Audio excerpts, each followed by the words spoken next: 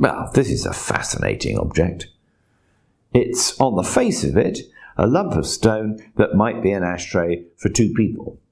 You've got these hollowed out sections, look, with two carved out hollows that appear to be framed by a deer or an ibex, with all this hatching and texturing around the outside.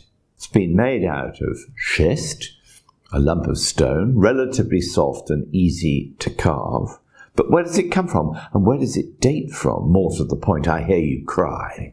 Well, it's Egyptian.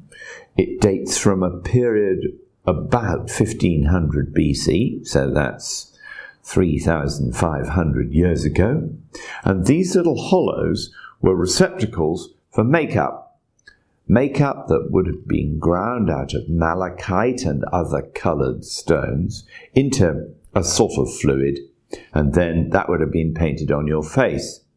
And one of the things that the Egyptians hunted were these ibex deer, because they were considered a menace to cattle and crops, and they represented the chaos that existed elsewhere in the desert.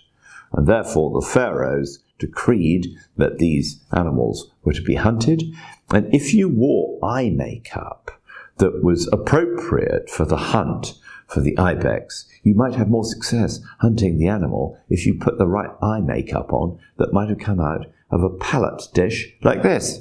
Isn't that fascinating? Well, I've learned something, I tell you. And also, I had no idea what an early little palette like this, made in Egypt, might be worth, because it could be yours for between £5,000 and £7,000. 5 to 7,000? Get out there and keep your eye open, made up or not.